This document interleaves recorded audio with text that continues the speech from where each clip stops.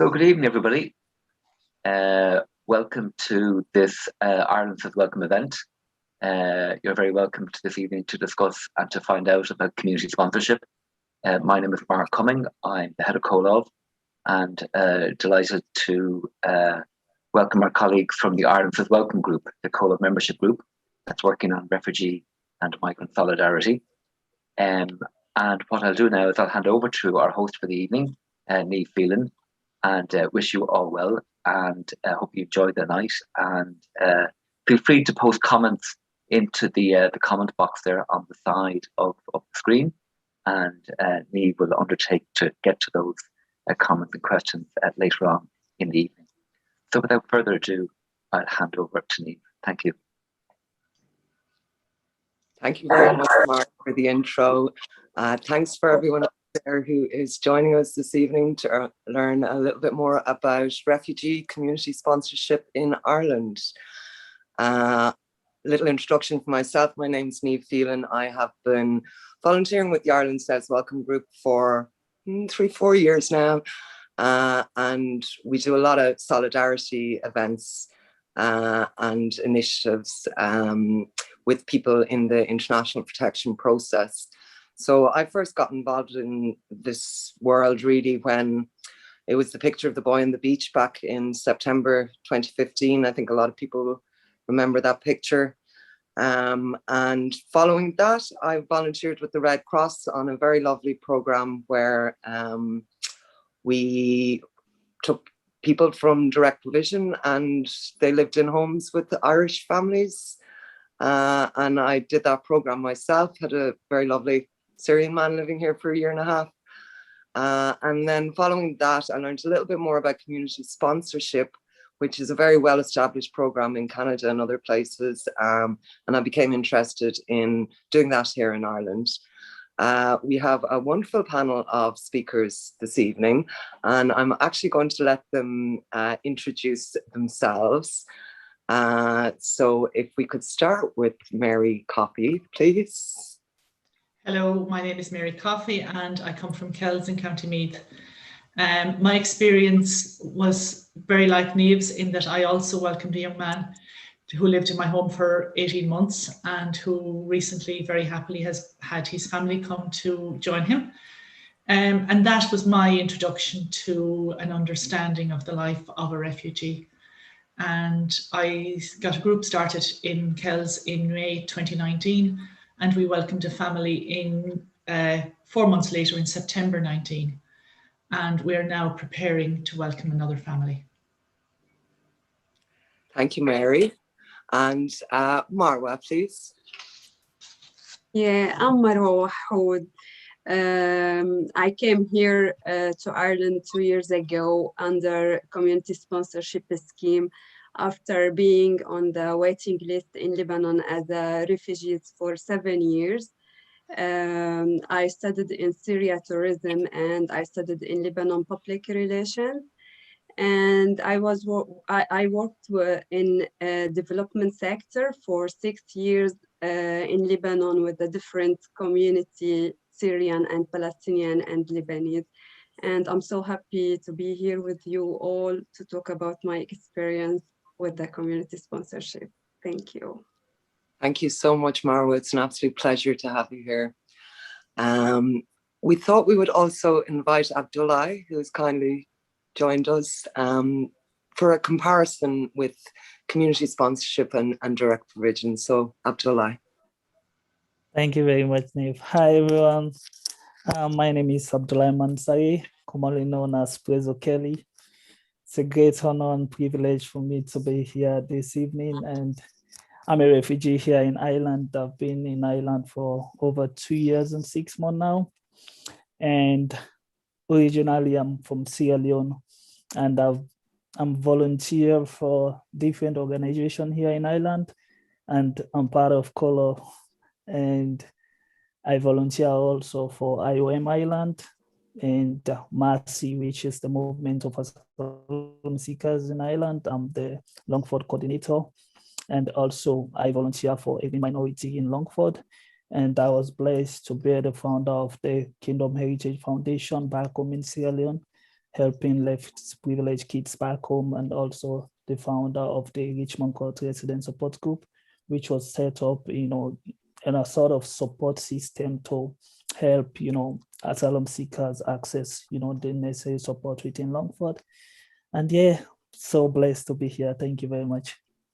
Thank you, Abdullah, and thank you so much for missing your soccer tonight. I know that you should be scoring goals right now, so you're very good to join us. Thank you. Thanks. And Trevor, maybe, please. Yes, hi everyone. Great to be here. My name's Trevor Keppel. I'm from Dublin. Similar to Niamh, I got involved in wanting to support and help and volunteer with refugees around 2017. And I actually came to Kolov, and Kolov do some brilliant work in supporting volunteers who work overseas, and got some great advice from them, and went out to Greece for the summer, organized a fundraiser, and we went out there with a group of friends, and we were working on emergency response, having the boats arriving and meeting and greeting the refugees directly coming from Turkey. So that was quite a profound experience, and since then I've just really committed to getting involved in anything to support refugees, and particularly community sponsorship. It's such a great model. It's such a great welcoming model, and it's a brilliant community initiative that is really positive for everyone. So I'm delighted to be here. Thank you, Trevor. So thanks everyone there for those introductions. And Trevor, I might ask you to put on your academic hat. Trevor's recently completed a master's in refugee integration, and I think you're very well placed, Trevor, to give us an introduction to community sponsorship. Okay. Yeah. Now I'll just share my screen. Are you seeing that? Yeah, if you want to go to full screen there. Yeah, just slideshow here. Okay, so I mentioned that I started volunteering just like Niamh and others in this area, and it's kind of culminated in me going back to university and studying refugee integration in DCU. I'd highly recommend the course. And in my thesis, I chose community sponsorship because actually I was volunteering with Niamh in the Dublin 8 community sponsorship group. So that was really the focus of my my research, and so you can see the title of it there. But the image on the right shows the first example really of community sponsorship in Ireland. So that's a family that settled in Wicklow in 2000 and maybe late 2017, maybe 18. And that came from actually the Wicklow community, who had experience from the Special Olympics, being matched with Syria in the Special Olympics. I remember way back when in 2002, I think. And there was some really big links then with the Syrian athletes that came, and that kind of came from there. And obviously when the war started in Syria, the Wicklow community wanted to do something. So they got together, and there's a lovely article actually on this in the Irish Times. I've just showed the link is there. So just moving on. So this is an infographic, I suppose, that might explain the concept of community sponsorship a little bit clearer in a visual way. Again, this is coming from Dublin 8 work, and Jelka, our volunteer, put this together lovingly, and it's really impressive. But as you can see at the top, it depicts the situation which kind of initiates a lot of refugee movement, which is war, conflict, particularly in Syria, and obviously then the process of moving, typically to Lebanon, Turkey, the neighboring countries, and the process then of registering as a refugee, which there are many millions in that situation. Registering with the UNHCR, and at that stage, the people would be registered as refugees and confirmed with that status, but they would still have a very low chance of actually getting resettled to Europe or another country. And as you can see there in the top right, that's kind of depicting the process where the UNHCR rubber stamped that. And at that stage, this is where the Irish government comes in, and the Irish government missions to Lebanon. I know Marwa has had that experience. She can talk about that a bit later, being interviewed with the Irish government. And it's a very, I suppose, complex process, but involves the Gardaí, involves at the moment the HSE and various government departments. And essentially the Irish government select families to come to Ireland under resettlement. And that's the top piece there you can see in the image. And alongside that, with community sponsorship, normally when Ireland selects the families, they come to Ireland, and they will go to a centre, emergency reception centre. And for example, in December, a large group Syrians came, over 200, and they would still be in that centre, kind of slightly isolated from the community. But in contrast to that, the community sponsorship model, as you can see at the bottom, along parallel process of preparation, really intense and comprehensive preparation for a community group across Ireland who have signed up to the government, this government scheme, which is community sponsorship. It's actually a Canadian model that Ireland has taken.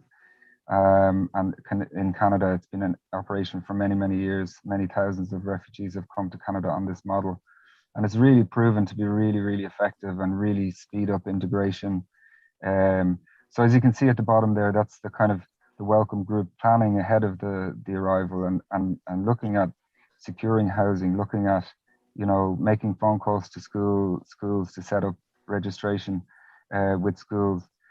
All of the different aspects of integration to prepare for the family to arrive. And again, then I mean, as I said, there's many millions of refugees, and some manage to come to Ireland, and that's on the bottom right, depicting the integration that happens in that process. And so that kind of gives you an overview of the process. So then moving on to my research, like I had the privilege and pleasure to meet 4 families that have arrived under community sponsorship in Ireland. One of them being the Kells family, and Mary will talk about that. And it was really a pleasure to meet them. And my research was really focusing in on how community sponsorship does help integration. And yeah, and particularly this image particularly around cross-cultural adaptation. So I know that's a big complex word phrase, but you can see there the cultural iceberg. So I suppose the point of this image is that it really takes a lot of friendship really to start to really understand people. Like we're all very different, and even every one of us have obvious things, as you can see at the top there: food, dress, language. It's clear, but then really important things are beneath the surface that you really don't get to know until you really walk with people and live life with them. And so community sponsorship really does get to that, and it has really positive effects. On a practical level, arrival in Ireland under community sponsorship, you have a situation where the family is actually welcomed at the airport. They're welcomed at the airport, and it's really hard. We all know this from just traveling anywhere. It's really difficult to understand, a new place, new language. Everything is different. So to have a welcome group, a community sponsorship group, prepared and ready to orientate you into life here, to let you understand how even the basic things work, because everything is different, you know, driving on the left, the language, anything, all that down to the nitty gritty of life. So there's a couple of quotes there. I'm not going to read them. I'll let you read them yourselves, but just to illustrate how community sponsorship really helps with this initial first 3 months, first 6 months, just getting used to the new culture. And another obvious way under community sponsorship, where is a huge benefit is language. Like, you know, I mentioned that the alternative is to be in a center and waiting for, you know, a house, and really you're in a group of Syrians speaking Arabic. But in community sponsorship, it's challenging. It's very challenging for families. They have to use their English. So they develop their English. They're challenged, and it's not easy, but you know, as we all know, that's the best way to learn language. So speaking with the welcome groups, engaging with them every day, it's proven to be extremely good for language development. Another couple of quotes there, a very funny one around sitting on the bus, and an old man asked this lady, what's the crack, and she didn't know what it was, but then the community sponsorship group told them that it means to be fun, so she knew it was he was being friendly. Another really good way that community sponsorship helps refugees in those first few years of arriving here. Obviously, they've just come from a conflict zone, and their safety is not sure. Their security is in doubt for many years before they arrive in Ireland. So, and they will have left, you know, friends and family in Lebanon or in Jordan, wherever they have come from, and so there is this sense of being alone in a new country. So the community sponsorship model really helps that.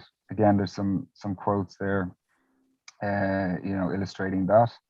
And so, you know, I suppose in one way you can think of the community sponsorship group as being, you know, in some way your new family and there to support you. So certainly there's huge benefits of that, feelings of safety and security for community sponsorship. I'll speed up a bit here because I know I'd say I'm gone over 5 minutes, but then there's which I wanted to kind of focus on the local community benefits. Like, it's really a two-way process. There's so many benefits that come from this model for communities, learning about new food, new music, all of the different things that kind of intercultural engagement brings. And there's the whole pre-arrival campaigning that community sponsorship groups undertake. They have to raise 10,000 euros, and that's there really as money to help for, say, for example, driving lessons, things like that. So that whole campaigning in the community is really good for general understanding in local area of refugee issues. Sharing of culture, sharing of religion, faith has been demonstrated to be really good under this model.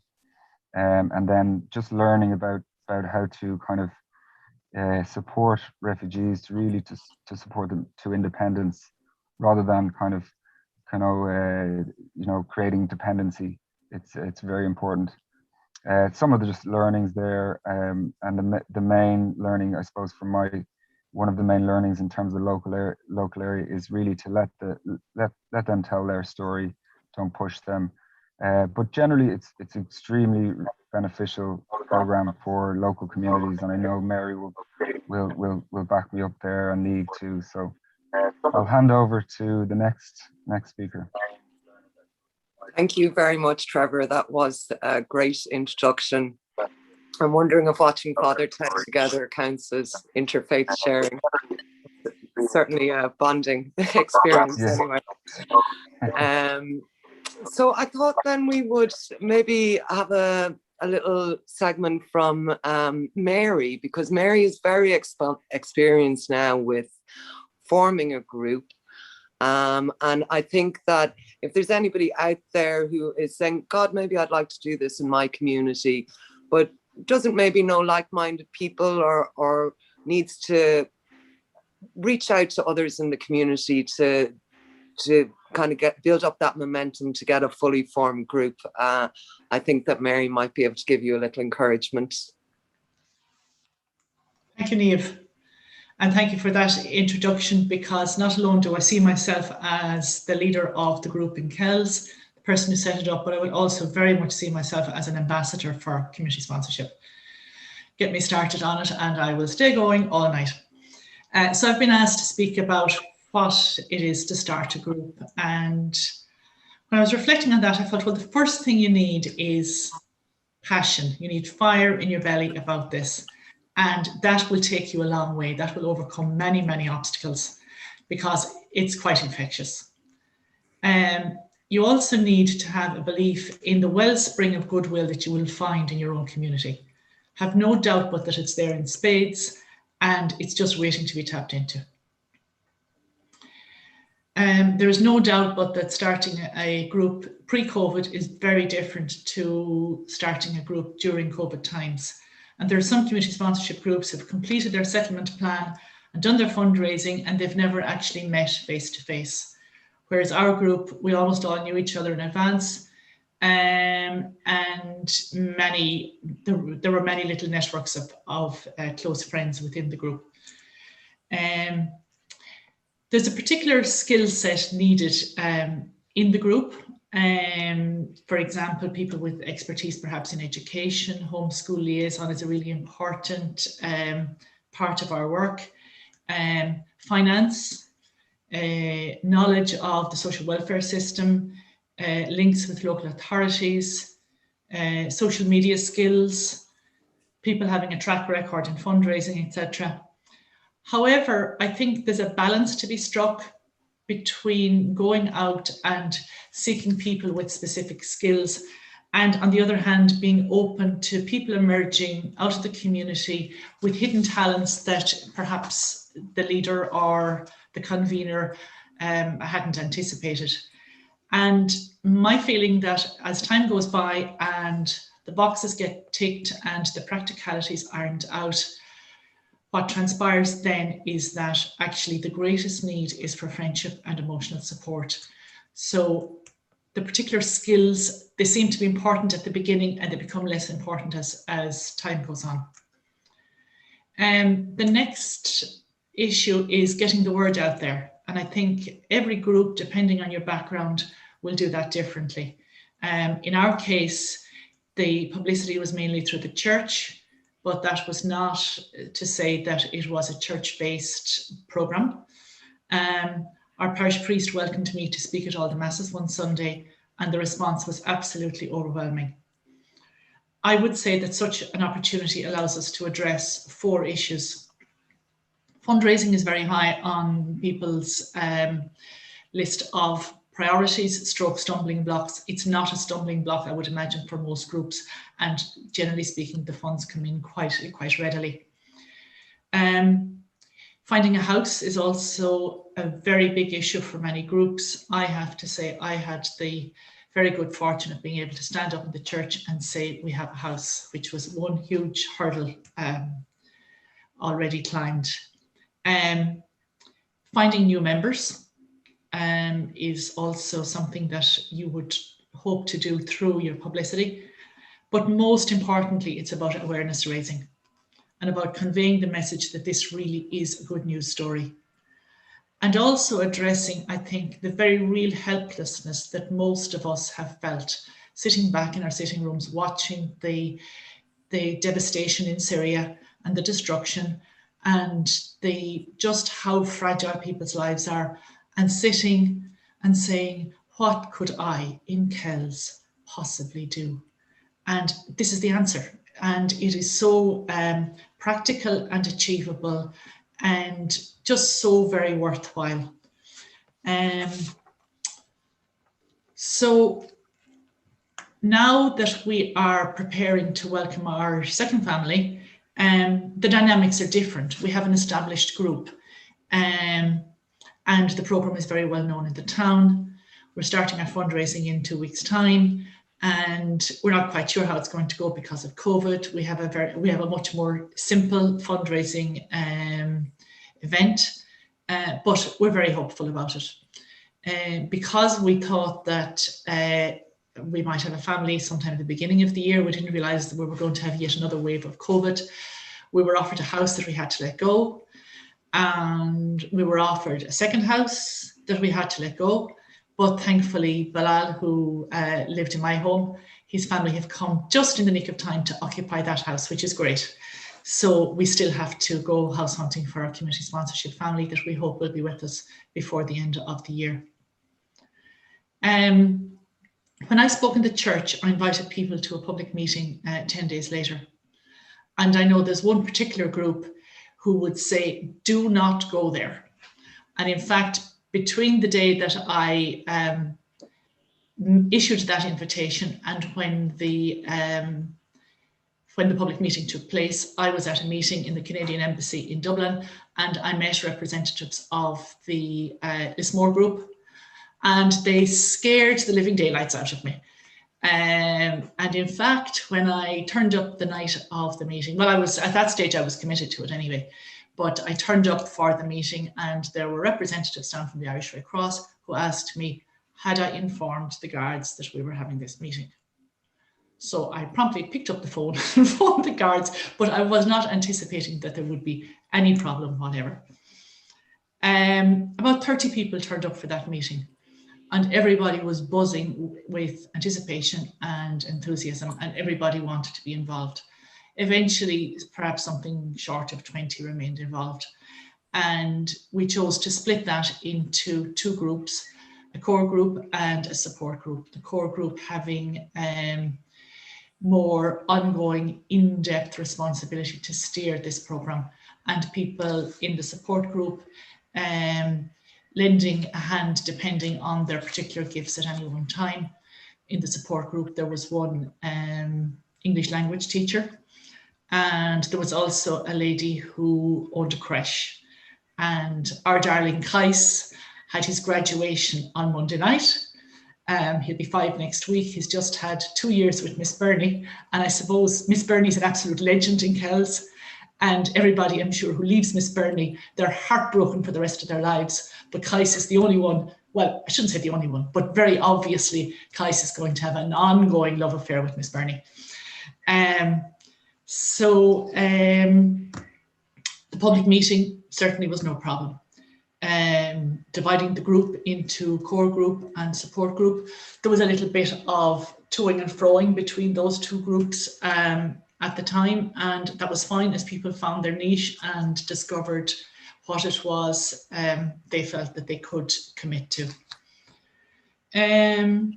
Forming the group was one thing. The next, I suppose, item on the agenda was team building. And there were many activities built into the program that facilitated or necessitated team building. One was the training that we did through the Irish Red Cross, where we were trained in cultural competence.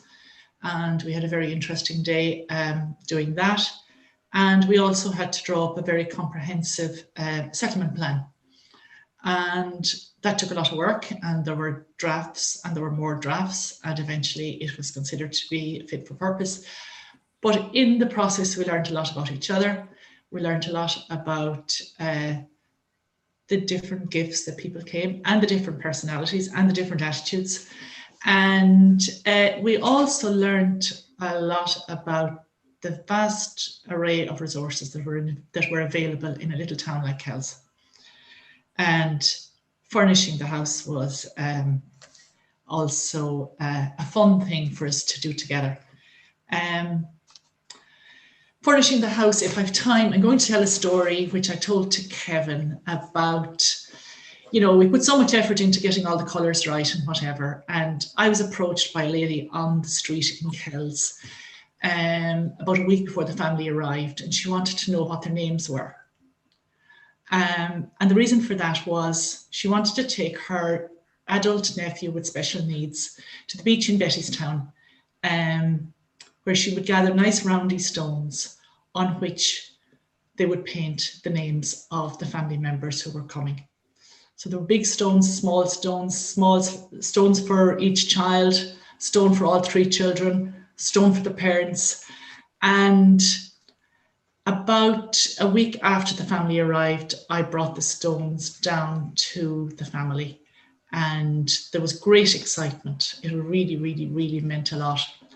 And I fed that back to Elaine, and she said the next thing she wanted to do was she wanted to gather more stones and bring them to the house and encourage the family to write on them the names of their loved ones left behind, so that both sets of stones could nestle together in the garden.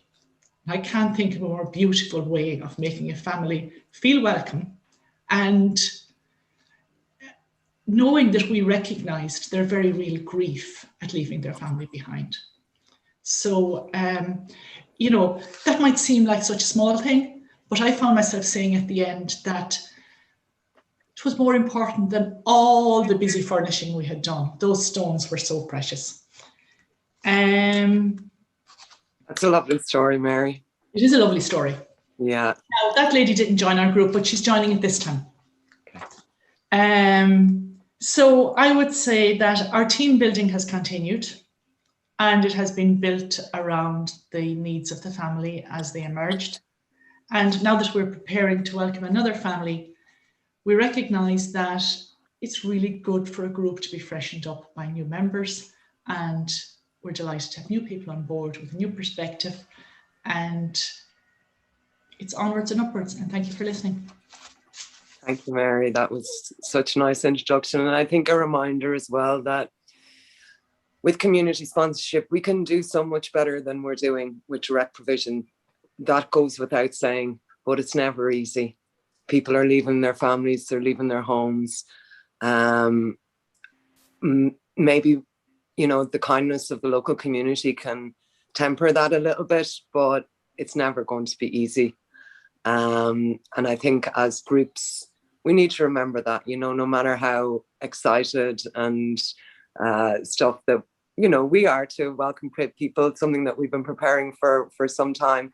It's not a position anyone would want themselves to be in. And I think we need to remember that. So thank you very much, Mary. That was really great from the group's perspective. Marwa, might I turn to you now for maybe a little bit more of your experience and, you know, what it meant to you to first hear about community sponsorship and coming this way? Yeah, actually, the community sponsorship was something great in my life. It helped me a lot, like to engage quickly in the community and to enhancing my language skills, actually, and plus building my own friendships and networks. I still remember the first day when I arrived Ireland, when the welcome group, they was waiting me in the airport with the biggest smile and with the flowers. Like, this is like, I cannot forget that. It was something amazing. I didn't feel I'm alone here in Ireland. Like, all the people, the welcome group and the people here in the town in Lismore, like all of them, I feel like they are my family, and I feel like here my hometown. I think I'm so lucky to be here in Ireland, and after like 2 years, I feel I'm more settled and I have a clear vision of my future. I remember how it's important for me to have the legal paper here in Ireland, and the welcome group helped me and support me to have that, like PPS number and those stuff. It was something like make wars for me. You know, I spent 7 years in Lebanon, and it was difficult to be legal there, and it was a big issue. So to be safe, to feel safe, to feel that like all the people around you to help you, to support you, and they fully understand your situation, that is was something amazing for me. Like, always, like, if I will go down, there is the people around me to support me. So that was something very important in my life. And now I'm working as a part-time and doing different things. Like, doing workshops to help and support other refugees to develop their life skills and to help them to engage in their new community. And mainly I support women. And I'm looking forward to have a stable job. And yeah, and I'm very happy to talk about my experience in the community sponsorship. And thank you so much for this opportunity. Thank you. And thank you, Marwa, for joining us. And yeah, I mean, the overwhelming amount of paperwork and forms that need to be done. I mean, it's very challenging for someone who's lived here all their lives to navigate the Irish government systems. And I think that, yeah, a little bit of support there in the early days with all of that, it can be really helpful. Yeah. Now, just maybe to contrast that experience, Abdullah, if you wouldn't mind sharing more from your experience of arriving. I suspect there probably wasn't welcome banners at the airport. No. Yeah, thank you very much, Neve. And I must say many thanks to Mary and Trevor. You know, the story is amazing. And, you know, and Neve, it's totally a different ball game. You know what Marwa witnessed as compared to what I witnessed. And not only me, I guess so many asylum seekers in this country have, you know, went through the same path. I came to Ireland without knowing anyone, or maybe with the thought that, oh, someone is waiting to pick me up. No, nothing like that. You know, you just drop and, you know, yeah, you don't know anyone. And, you know, my first impression about Ireland when I just came, I remember, you know, coming down from the flight, and it was really cold, and I was not expecting all that. And, you know, you arrived in November. In November, it was really freezing. Terrible time to arrive. Yeah, and it was really, really tough. So I came, and, you know, I have to figure my way out the airport, and, you know, started asking questions about, you know, asylum seeking, because I knew that I have to seek asylum when I arrive, but I don't know how to go about it and stuff like that. So I have to ask a lot of questions. A lot of people don't know. To be honest, I ask quite a lot of people. They don't know. They can't help. And I just continue asking until, you know, I was fortunate to meet an elderly guy who directed me to the IPO. And when I went to the IPO again, it was like, oh my God, you know, a lot of questioning. And I do understand, you know, it's part of the job, but it was a lot for me to digest, to be honest, because I was going through so much in my head. And, you know, I just need help at that time. You know, I was very much desperate in need of help. And, you know, but the process was really tough. I have to wait. I was there. I can't even remember, you know, since morning till late at night, you know, and I don't have food with me, you know, nothing like that. You know, it's just about, you know, keeping you waiting and stuff like that. So I was transferred late at night around maybe 8, 9. I left the IPO office. They booked a taxi for me to Kaimakos. The place is called Isanic House, where I was sent to, and I was there for a couple of weeks, I think 2 weeks, and it was really traumatic for me, you know, in a sense. You know, we only have 2 meals a day, breakfast and lunch in the afternoon, so you have to save, you know, eat half of the portion of food for lunch and keep the rest for dinner. So that's how we were able to manage. And, you know, and part of the stressful part of it was during lunchtime, you have to walk for over 30 minutes to go to the restaurant to go and collect your lunch. Over 30 minutes you have to walk, because, you know, Lisanic House to where the restaurants is quite, you know, a distance. So you have to walk back and forth. And it was, and I stayed there for, I think, 3 weeks, and I was really sick. I was seriously sick. And not only me, and I remember a guy and a lady also, 3 of us, we were really sick, and they had to book a taxi for us to immediately leave Lisanic House to Dublin, Baseski. And we are transferred to Baseski. When I arrived in Baseski with the understanding about, you know, I'll be taken care of, and the other, you know, lady and the other guy, in terms of medication, we came and they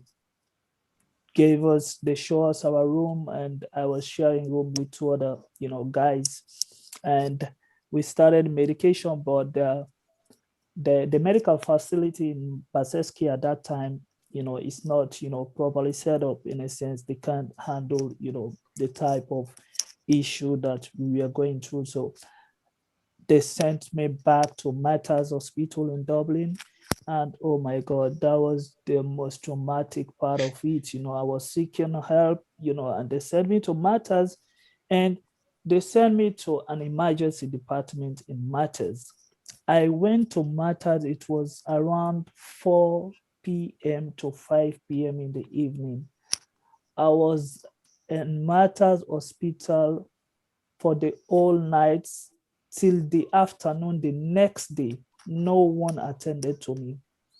I slept on the chair, but you know, it's not only me, to be honest. Quite a number of people, we are going through the same pain, and you know, it's quite frustrating.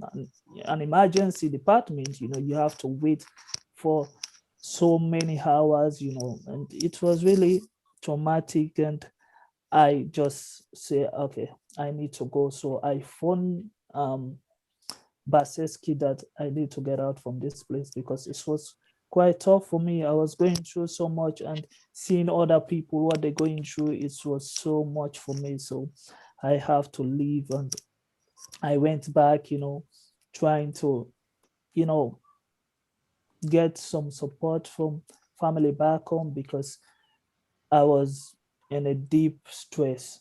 So I was transferred also. After a couple of weeks, I was transferred to Longford. So when I arrive in Longford, the same. I know no one. They just book a bus ticket for me.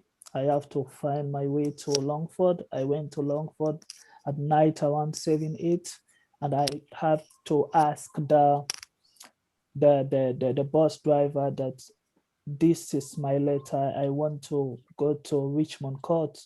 So, and the man was really kind, to be honest. He tried to help me and, you know, ask me if I have internet and stuff like that. You know, I use Google Map, and luckily I arrived in Richmond Court. When I arrived, they gave me a key and show me that this is your room, room 503, and I have to share with 2 other guys. I was there, and it was really tough because there was not much support. To be honest, you have to ask a lot of questions and try to figure out, you know, where to seek help, and, you know, stuff like that, like social welfare.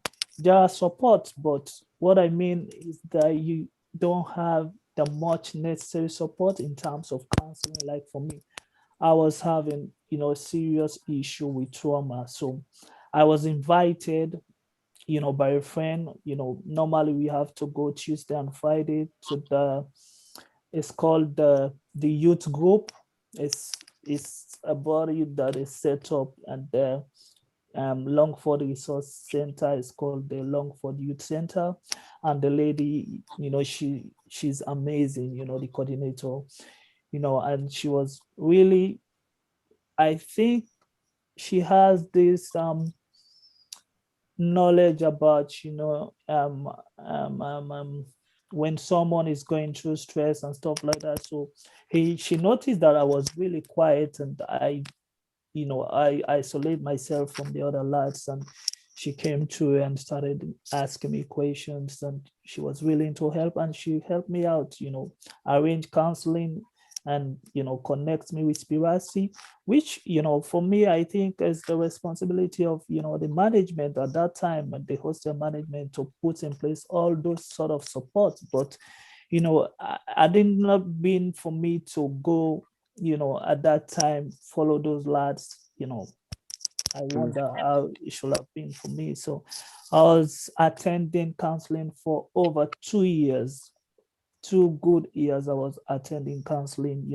At first I attended a counseling with a lady called Anne. She's a local, she's a psychotherapist in Longford, and she couldn't give me the much support because she understood that I was going through a lot. So they have to reconnect me with Spirasi, and I was attending Spirasi every 2 weeks. I was coming down to Dublin to attend, counseling and stuff like that. So I was there for over 2 years, and I noticed that there is a problem in the hostel because there is not much support. So I decided before that, I decided to do the Gashki Award, and part of it, you have to do a community work.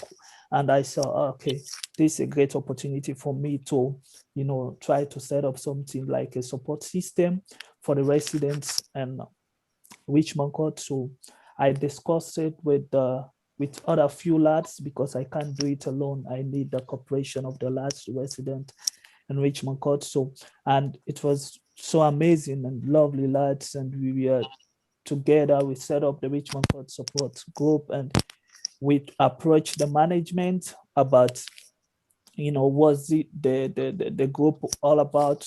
It's just about supporting and, coordinating with them to see how best we can, make life a bit easier for residents in Richmond Court.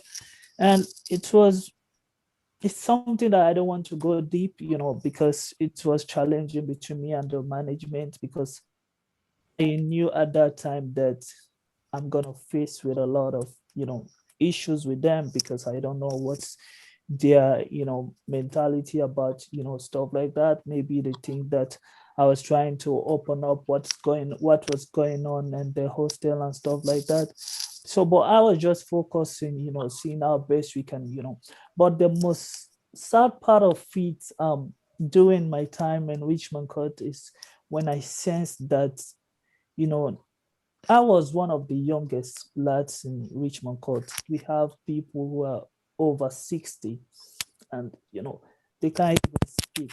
They can't even say their mind. They can't even be themselves. And that's so tragic for me. That's frustrating for me to see people going through so much. They can't even say something because they are afraid of, being deported, or maybe the management will report them to IPO, and that will hinder or deprive them from their papers and stuff like that. So people It just sounds very much to me, Abdullah, like that system, it did nothing to help with your trauma. Would you say it actually made things worse in those early years? Oh, absolutely. And it makes it worse because, we there. And I suppose when people are in the provision center, one of the key, I think they have to have the necessary support, because people are going through so much. And I want to say this, Nate, let's just imagine, what, Ireland and the world have witnessed for the past 2 years during COVID, the lockdown, the restrictions and stuff like that. Direct provision in itself is a total lockdown. You don't have the restrictions now. Yeah, Ireland, is open up, and, people can go do their business, go to work and all that. But asylum seekers are still in lockdown with all these restrictions. It's quite sad. And I think Ireland is a very beautiful country, and the Irish people, to be honest, for me, what helped me, I think, is my relationship with, the community. And I met a lot of amazing people, Irish people. Neve is, I can't say, it's a lot. And, And for me, I think that helped me to, have this sort of, courage and pursue my dream. But we're losing people, and the statistics are there, people committing suicide, year after year. And these are reality. And I think this we have to realize, and I use the word we because we are part of, and we have so much potential. We have potentials who are dying in the Eye Provision Center. And I think if the government is smart enough to help people, support people, asylum seekers, refugees, they have a lot of so much to offer to this country.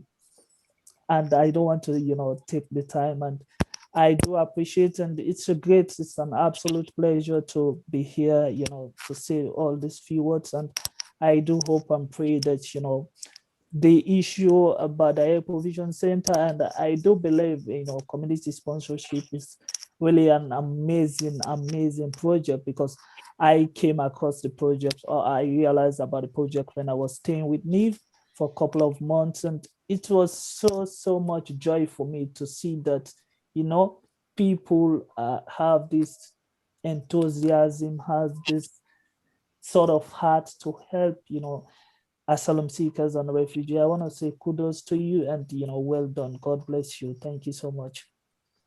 Thank you so much, Abdullah, for sharing that with us. I think it gives a really good perspective on why so many of us here, Mary, Trevor, the rest of the people forming community sponsorship groups up and down the country, why a lot of us feel so strongly about this.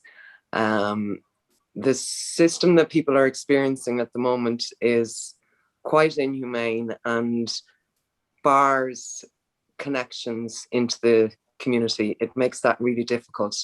And the kind of social capital you get with connections in the community, as regards finding work, ending up in the Mater hospital someday and having to, navigate your way through our health system. My experience of A&E is you have to shout. And if you don't shout, there's nobody coming to look at you. But that's not in a lot of other cultures, So to have somebody who's familiar with the local culture, as a friend, as a ready-made friend who has been there preparing for your arrival, can make all the difference. So I'll just ask if any of the other panelists maybe would like to make some final contributions or comment on anything else we've been through since. Yeah, it's lovely to hear Abdullah's story there. I mean, it's tough to hear that was your first impressions of Ireland, but and it was notable that you said that what got you through it was those connections, was the community connection, and that really is the answer. That's the answer to bring you through. So yeah, that's why we want to grow community sponsorship. This is the catchphrase of tonight's event. We want to grow community sponsorship because this is the answer. Yeah. And maybe even to comment there that it just makes more sense. Instead of, I think, what is it, about 68 million in a year spent on direct provision? If we look at a situation where the minimum requirements for community sponsorship is to raise €10,000 to secure accommodation in the community. Now that can be rented accommodation, and the government, once the family arrives, they'll qualify for HAP, etc., in a way that somebody maybe going through direct provision wouldn't initially. But they'll qualify for those things from day one. So you just need to use your little bit of fundraising to bridge that gap. And then once HAP comes through, housing assistance payments, that'll be covered for the most part by the family and social welfare payments in the future. But if we had 100 groups in the country and all of them had raised €10,000, there's $1 million. So now you've got the general public coming up with the goods, as opposed to the Exchequer paying 68 million and giving people a really bad experience all round. So I think that's kind of an interesting point as well. Niamh, could I just comment on Abdullah's experience of A&E? Our family was with us about 6 weeks when I had a very sick little girl one night, about 10 o'clock, and she needed to go to hospital. And I just put a message out on our WhatsApp group. Tasneem's going to hospital, can somebody go with her? Somebody turned up, drove behind the ambulance, stayed all night in the hospital with the mother and the child, came back to Kells from Drogheda the following day to collect clothes and phone for mum, and drove back to Drogheda again.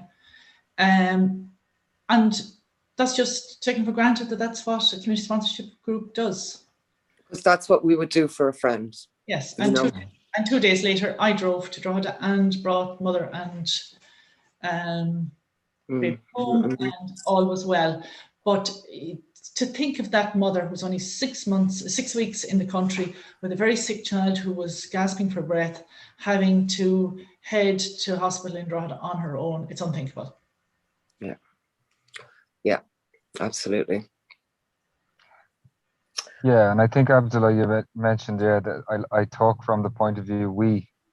It's really important, and I think what we're saying here, like, if you're in trouble, then we're in trouble. If it's not about us and them. We're all, people's experience when they go down. It's a reflection on all of us, and we feel the pain, even though it might not be obvious, and the social media is telling us differently. It is our challenge. And when it works well, like in community sponsorship, it's our pleasure as well, like I feel from the Dublin 8 community sponsorship group, I feel more connected to my community. I feel like I know individuals in the community now who are so community minded that I wasn't even aware they were there before, but I feel like I could reach out to them on anything. So yeah, absolutely, it's a winner all round on that front, I think, community sponsorship. So Marwa or Abdullah, anything you'd like to leave us with? And then I think Trevor is going to read us a poem and leave the contact details for anyone who is interested to learn more about community sponsorship.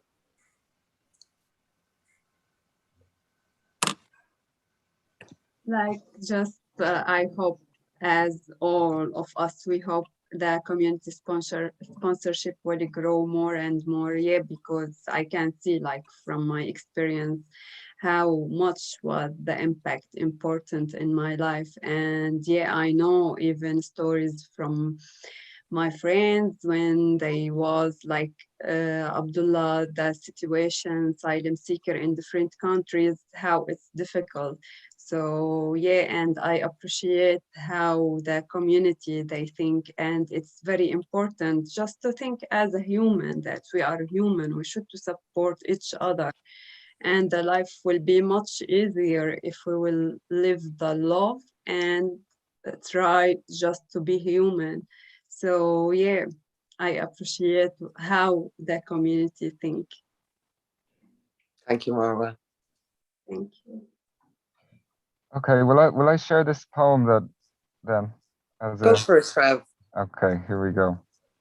This is a poem that I came across recently, from last week actually, and it comes from a primary school student in Galway, and it's in honor of World Refugee Day, and I think it's just so touching and so representative of this kind of community sponsorship spirit.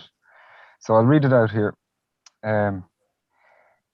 So it's called The Poem of Welcome. To make people feel welcome, I will make it safe for them. I will be kind and show them that they are my friend forever. I will show them around the place. I will listen to them when they speak. To make people feel welcome, I will treat them with respect and equality and equally. I will give them love and food. I will introduce them to our national foods like potato sandwiches. I will make them comfortable and make them cookies. To make people feel welcome, I will help them with stuff and stand up for them. I will be kind, helpful, and thoughtful. I will help them get a cheap apartment. I will show them the gardening dome at our school to make people feel welcome. I will be respectful and care. I will try to greet them to people. I will say that it doesn't matter what color of skin you have, you are always welcome here. I will never tell them you don't belong here. These are some of the things that we do to make our school and community a place of welcome. So I thought that was lovely, and yeah, captures the community sponsorship spirit. That's absolutely lovely, Trevor. Where you came across that in a school recently, was it? Yes, yeah, school in Galway there. Congratulations, whoever wrote that. It's a beautiful. Yeah, absolutely. And then I'm just going to share this because this is if you're inspired or interested to get involved, there's four in the Republic of Ireland, I guess, four main organizations that are supporting communities, training them, including I've recently started working with the Irish Refugee Council. Feel free to contact me there, Trevor Keppel, Trevor at Irish Refugee Council, but also the Irish Red Cross, which Mary mentioned, and Doras Limni and NASC in Cork. And if anyone's tuning in Northern Ireland, Reset are the UK organisation that supports community sponsorship, so you can contact them as well. Okay, thank you, Trevor. Thank you, anyone who joined us tonight, or anyone who's watching this in the future. Thank you to all of the panelists, much appreciated. Really appreciate your time and sharing your perspectives. And you'll hear from us all in Ireland Says Welcome soon, no doubt, with our next event. So thanks very much, everyone. Bye-bye. Thank you. Bye. Thanks, guys. Thanks for tuning in. Thank you. Bye-bye. Bye.